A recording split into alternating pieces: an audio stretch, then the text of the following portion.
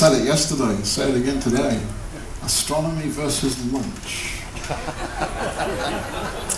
I'm not sure I would have been here if I wasn't up here. Because the lunch is really good.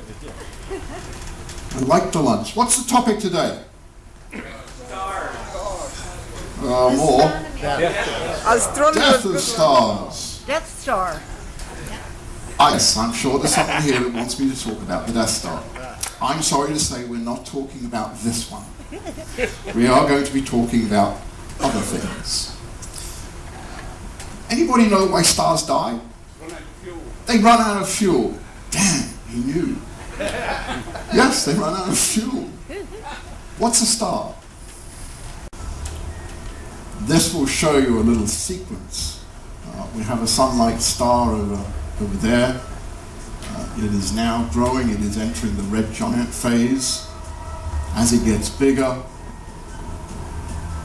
it's getting closer to its companion. Its companion is now starting to steal material from the red giant.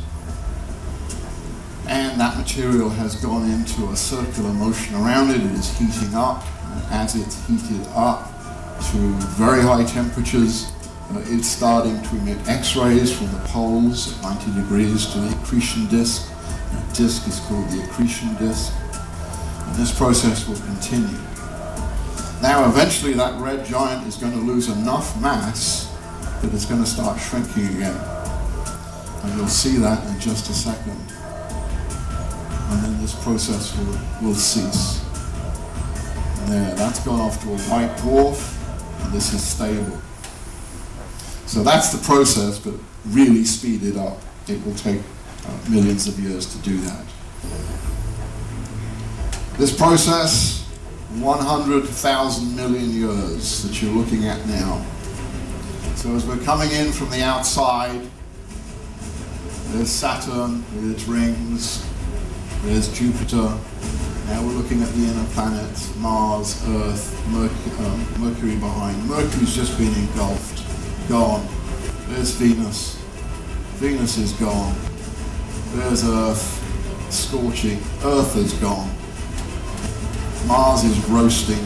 There's the pulsation I was talking about on the red giant, which will compress the other winds. And there's the white dwarf that is all that remains of the sun. And the ultraviolet light from that white dwarf will illuminate the matter that has been compressed in the planetary nebula, and we will glow, although we won't be here to see that.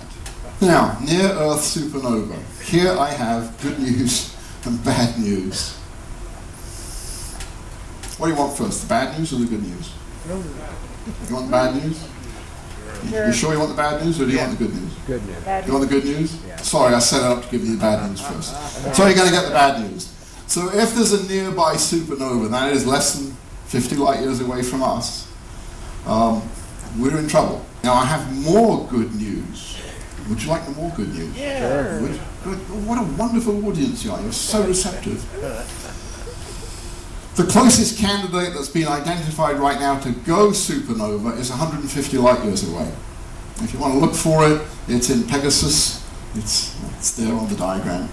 Hydrogen and helium originated in the Big Bang. Yes, we are stardust.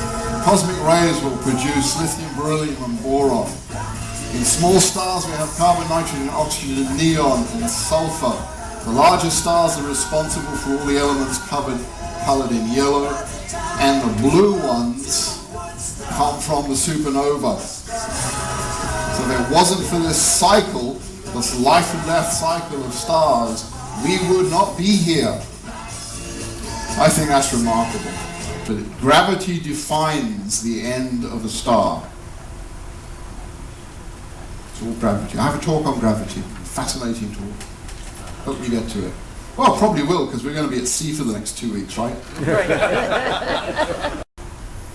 Well, when somebody asked me the other day, how many Earths fit in the sun? And I didn't have that number at my fingertips. I did the calculation last night, and it's 1.2 million. So if you're here, the answer to that question is 1.2 million. 1.2 million Earths in the sun. Actually, I'm glad you asked that. Some passengers did go to the cruise director staff and ask about that, and we're working on it. When they let me out, because well, I suppose I can go out now, I'm going to go and look around the ship and see if there's a location that is more suitable than others. I don't know if we can turn all of the lights off, but I believe we can turn some of them off. And we're trying to figure out where the best place will be to do this. In the brief discussion that we had, we thought the best place to do this would actually be in the islands, because right now, of course, it's all cloud cover. I think the weather will be better then. So anyway, we're working on that. Glad you asked the question, thank you. We're from Ohio. My wife always wanted to go to Hawaii. I didn't want to go to Hawaii because it depended on the tropical island all around and everything. I said,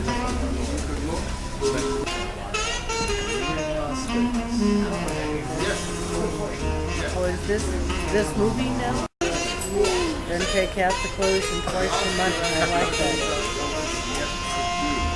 And I did. I laid out all my clothes and I took lessons. But also there is a Matterhorn at Disneyland.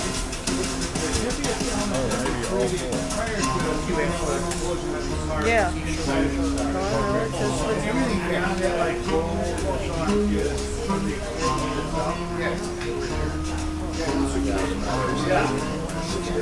Well, good morning.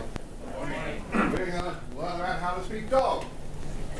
A little bit of introduction. This is really a joint between myself and my wife. And me over there. On the right is our logo for Area K9. We operate, it's really my wife's business, but we operate under free slave labor, a cage-free dog boarding facility. So in other words, we live with dogs, quite literally.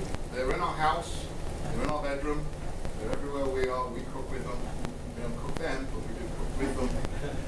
And we have anywhere from, I'd say, 5 to 20 dogs at any one time. Our kennel limit is 30. We try to keep it at 15. Why I'm giving you these figures is over the 4 years we've been running this facility, we've now accumulated about 40 years experience of handling a dog. So we understand dogs very well. So we get into this. Here's a bunch that are going to help me tell you how to speak dog with German short-haired pointers. And if you think the answer to how to speak dog is this, you're wrong. It's not that. It's much more complicated, in fact. We have a good communication system. Let's see. So who are we? I'm an ex-research scientist. My wife is an ex-business analyst. I'm proud of his medal. Well, I can, but it's not easy. If I can take it from you, it's mine. If I saw it first, it's mine. If you're playing with something and put it down, it automatically becomes mine. And I love this last rule. If it's broken, it's yours. I know, a little bit tongue-in-cheek, but there's a lot of truth in this, actually. Okay, understanding your dogs. Dogs do have emotions. I'm sure those of you who have dogs, you understand this. They have happiness, they have sadness, they have fear, they have anxiety, they have anger, and of course they have love, lots and lots and lots of love. I'm missing my dogs now. This one here, fear.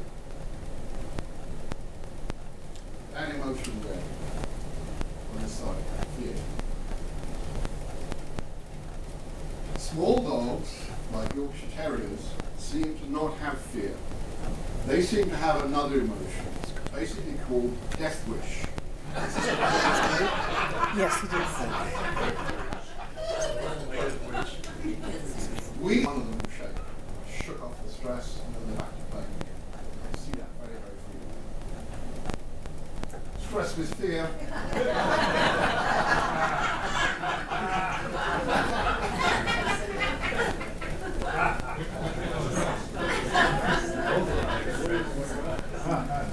So if they're stressed and they're fearful, drooling, whining, pacing, circling, Good morning, everybody. How are you doing today? All right.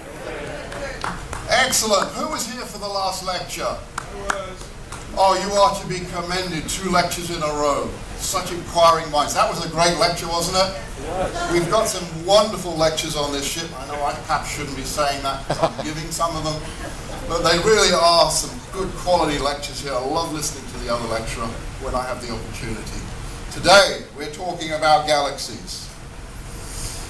I've been through this a number of times. If anything piques your curiosity, come see me afterwards. I won't go through it now. So, what do you think of when you hear the word galaxies? Big. I expected everybody to go phones. But you didn't. Well done. Lots of stars. Yes, so we're going to talk about galaxies today. So, here's an animation of a galaxy. This is millions of years ticking away there. And this is a distance indicator in kiloparsecs.